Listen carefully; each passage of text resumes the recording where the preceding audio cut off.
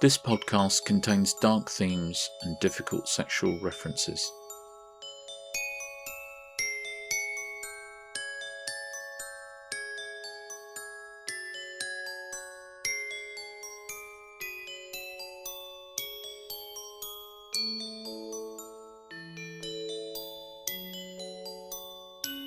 Welcome to Friday's Fantasies. We've been working hard here at Friday's Fantasies to bring you a regular podcast, and we hope you're enjoying it so far. Let's get straight to the stories. Empath. You don't understand, you can't hear. When I break your barriers, shout into your mind, you'll hear me, you'll hear my words like a radio. But from where I stand, you're deaf and blind. You all think you're whole, but you're part beings, living an illusion. I see it, I hear it, I feel it. You walk around like dolls operated from a distance. It's as if your physicality is separated from you, even as you perambulate and pontificate. This is true anyway, to a certain extent. You operate as do I, generally a quarter second behind everything sophisticated. So you catch a ball, but you're never looking at it, just the thrower. You drive a car, but autonomous systems take care of most of it. You make love, but your minds are not truly on it. In fact, it's hard to get you to focus on any one thing for a moment, and when you do, it's hard to get you to stop, as if you're subject to some sort of monomania should you let yourself slip. Yet you let yourself slip all the time, though, one way or the other. Forbidden thoughts, internal rage, the endless battle of the triad, what you simply call your superego and ego, underlaid by your hideous tentacled id. I see it, and all the complex desire within, however base. And you are base, all of you. The essential dichotomy of your lives is your need, the 3 F's, food, fornication, and fortune. You are all these desires, and I listen all day long. My mind is like a cave echoing with 1 billion voices, and people speak to me and expect that I can pay attention. I am a princess in a tower. More specifically, on an island. Tristan da Cunha. It was inhabited, and still is, by me and me alone. Everyone else left.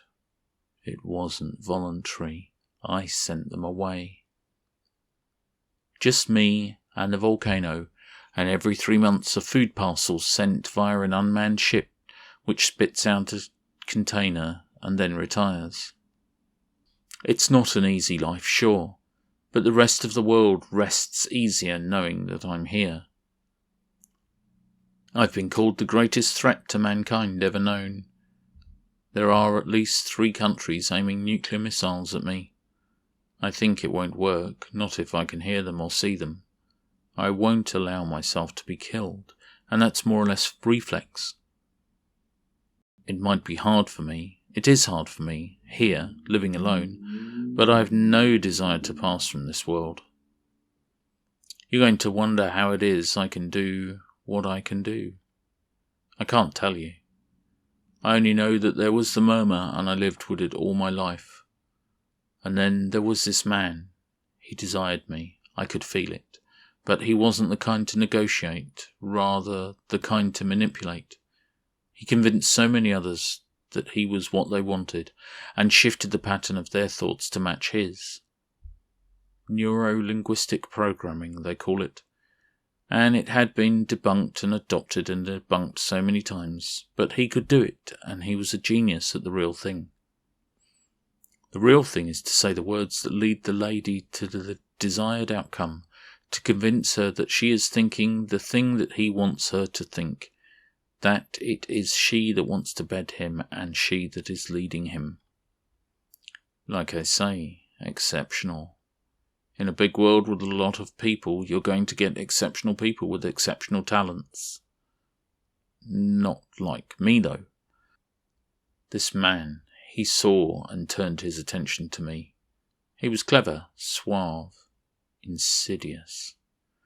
But his manipulation woke me from my dreams. The murmur became a shout, and his voice was the loudest. I couldn't help myself. I showed him that I knew. I showed him. I don't know what it was, a flicker, a breath, some hesitancy, and he was on me like a cat with a mouse. He laid his hand on mine. It looked casual, but it was strong and controlled. I always get what I want in the end, you know. He fixed me, holding my gaze while his thoughts flooded into me. I could see his victims, see his enjoyment. I see your one with a little fire in her eyes. You think you're leaving, don't you? I went to move my arm, but his touch was like iron. All around us people danced and chatted and flirted, oblivious. It was a wall of sound in my mind. I glared. I am leaving, I declared. But he moved and swung me onto the dance floor, and we were moving in rhythm before I heard another thought. I could hear, but there was so much noise, so much noise. I'd missed the cue. Are you sure you're leaving? I could feel him being around, and in his mind. It was so much worse, because I could feel that it was as much the challenge as anything. He was so sure, so definite. He was going to have me, going to enjoy me, make me do his bidding. I could feel myself sliding into his mindset. He deserved me, all the more because I was being resistant, difficult. He would conquer me, and I would cry out with pleasure. He was kissing me. The endless mirror of his pleasure trapped me in a reflection in my mind, hammering on the glass, but I was his, and something in me was crying out, but caught up in his trap more than most. I returned it until I felt a pulse from my own body, and he knew he had won. It shattered the mirror, that moment of victory, because it was his pleasure and not mine, his power and not mine, not even in my own self. I lashed out, I thought, with my arm, scything his throat as I'd been taught in self-defense class. I could see him choke. But I'd not lashed out with my arm. That was the illusion, the shape of it dictated by practice and fear and anger. A hand laid flat and horizontal, neck high for a tall man, and head height for everyone else. There was silence in my mind, sudden, deafening me with shock, and the music stopped as the body of the DJ slumped over and the equipment fell off the stage. Everyone was on the ground. Everyone. The man, they told me his name later, but I don't remember it, was choking on the ground. The only sound left in a room of 300 people. They were on the ground, bleeding from their ears. I wouldn't cold. I couldn't scream even. I just put my hand over my mouth to stop myself from throwing up and staggered outside. Security was down and cars were crashed everywhere. I looked in the dark. Streetlights bearing down on bodies collapsed in the street, a single car alarm going off a few hundred yards away. I scrabbled in my bag, called the police. I don't remember what I said. I became hysterical, crying, screaming. They all looked dead. They all were dead, but I couldn't know that. The police came with paramedics and the coroner. They recovered him. He would never talk again, but he screamed my name in fear and loathing in his mind, and he was quite mad. I could hear them. Confusion, blame, curiosity, lust, pity. I tried to block it out. I could hear them though. It was fascinating. It wasn't a murmur anymore, and it was hard to block out. Hours in the station. They didn't put me in the tank, but in an interrogation room with coffee and a hot meal, like I was a survivor. They sent a woman to talk to me. She was severe, disciplined, single and not interested in people except to do her job. Perfect for me. She saw me as a victim and a survivor and a suspect. "Tell me what happened," she said simply. I told her the truth, or as close as I could. I didn't say I could hear him think. It wasn't hard, I really didn't have to lie. That's all there is to it, I concluded. So, let me get this straight. You say this man tried to do, what did you call it? Neurolinguistic programming. Right, to do that to you, and you were on the dance floor and recognised what he was doing and hit him in the throat. That's right. Wasn't that a little extreme? He forced me on the dance floor and said he was going to have me. I didn't want that. You changed your mind.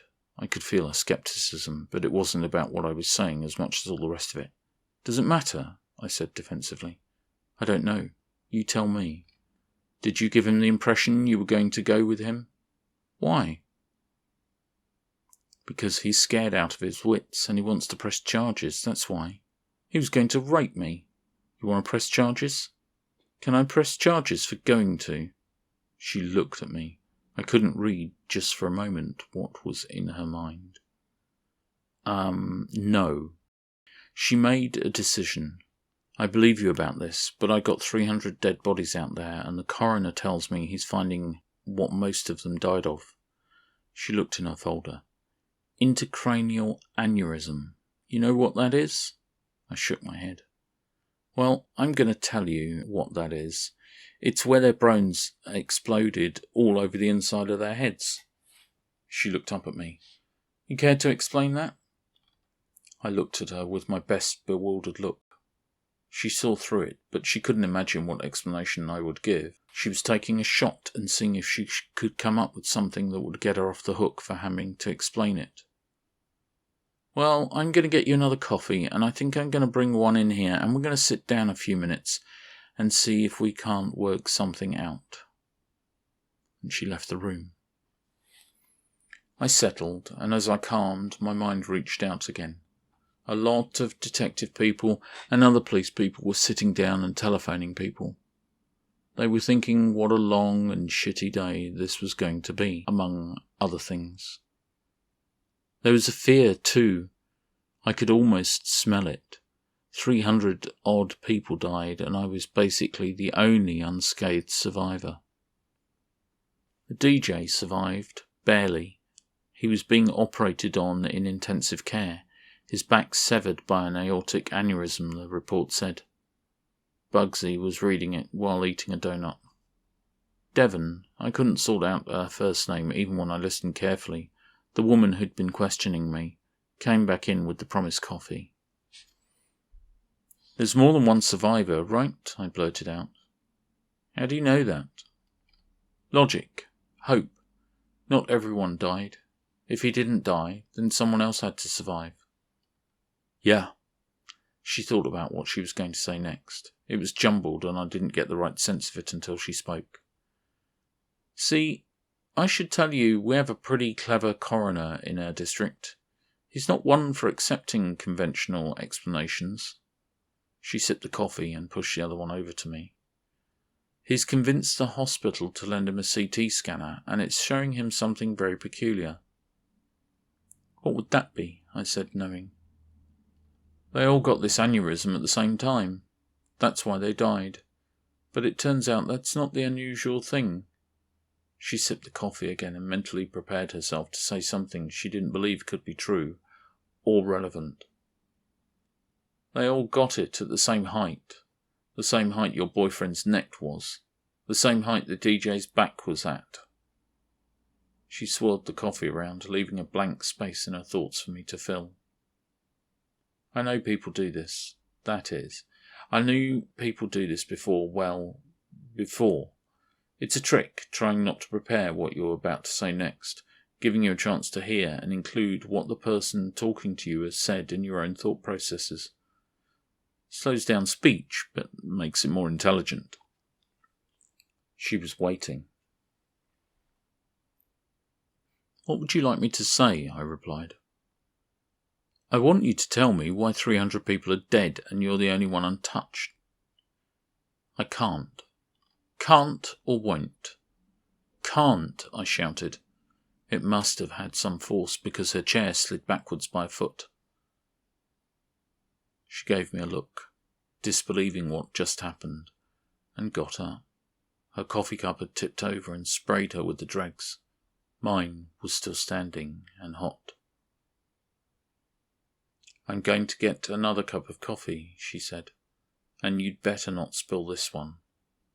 And she left the room. I looked at the glass, wondering who was behind it and if they were recording this. Of course, they were now, if not before. She came back in with two very large officers, the sort who work out, valuing bulk and strength over brains. "Ma'am," they said, and stood either side of Detective Devon like a brick wall. Devon set her coffee down again. "This wasn't my idea," she said, gesturing with her head. "I have a nervous higher-up." I nodded, not trusting myself to respond. "You thought about all those people yet?" "Nothing but," I lied. "You got anything for me?" "I chopped at the asshole's neck with my mind and accidentally killed 300 people as well," I ventured. "Nothing, then." It was a statement. She couldn't believe me. "Well then, I can't hold you. You're free to go." She shut her folder with a snap.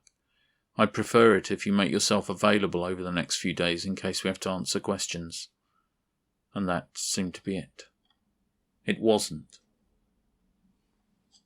What I'd missed, because my reach wasn't great at this time, was that the outside of the station was a scrum of reporters all hankering after the same thing. New gossip, excitement, lurid detail.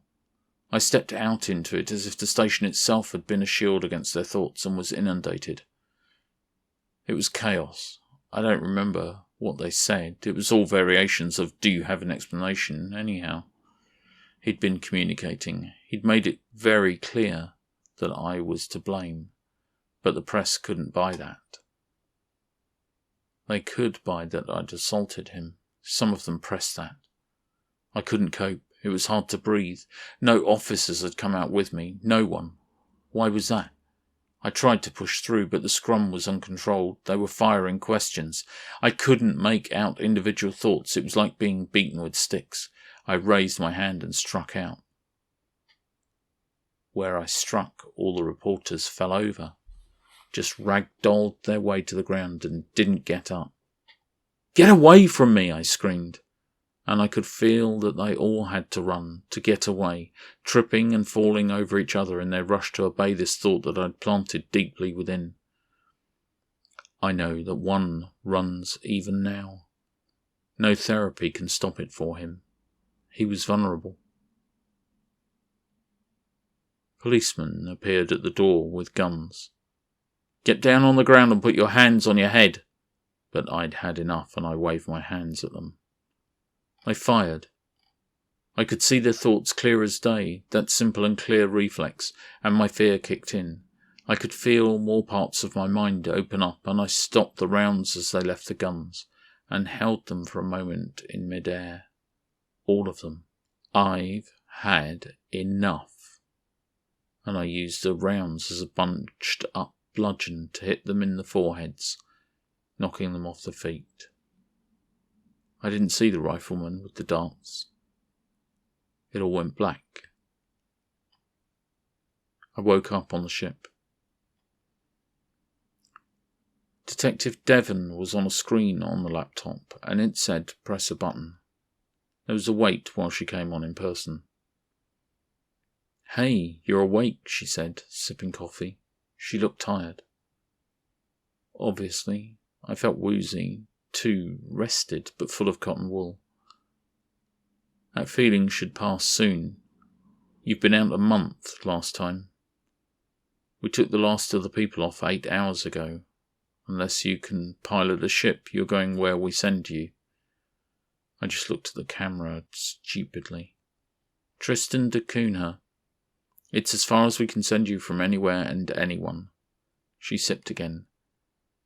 "We don't know how you do what you do, but, and I'm going to be honest here, after the 4th time we woke you up and we got you down again, we tried to put a bullet in your head. Did it myself. No one else could." Sip. "Didn't work. Your powers extend way beyond reading minds and commanding people. Killing them is just an accident, we think. True enough. You're abandoning me. Not abandoning, isolating. We'll send supplies. The island is abandoned now. You can take your pick of the houses. Hell, use all of them if you want. No one's coming. That's a kind of hell. It's heaven compared to the hell you caused here. You cost us a lot of good people, and we can't punish you for it. You're putting me in prison. No, we're exiling you. Same thing. No, you get to live and you're free on the island and you're alive. Any funny business though, and the UN says you won't see it coming. We've got satellites looking at you and nukes pointed at you, so behave. She finished the coffee. I'm not authorised to say any more, but before they cut me off I want to say that you changed everything quite apart from the body count. We've got new bureaus looking for more like you, so you get any company they're going to give you a run for your money. And we got new protests and new law and fear. That's what you did to us, so take it and be grateful. Her eyes moved to look at something behind the camera. I gotta go. Remember what I said? And here I am. I get the news. I got a wind farm working for power. Water comes from a spring, and every 3 months a vessel arrives with food and essentials, and I send it back empty. They destroy the returning vessel. I don't think I'll be lonely forever. I'll have a friend or an enemy soon, because if there's one of me, then there's got to be more than one. Hasn't there? The music for this episode was by Jazar from betterwithmusic.com, released under Creative Commons Share-alike license. The story was by Friday Jones, read by me, Friday. Critical feedback and support was provided by Hayley Hattle. This has been a podcast of Friday's Fantasies, Stories by Friday, and forthcoming, a serial. Find the podcast wherever you listen to yours.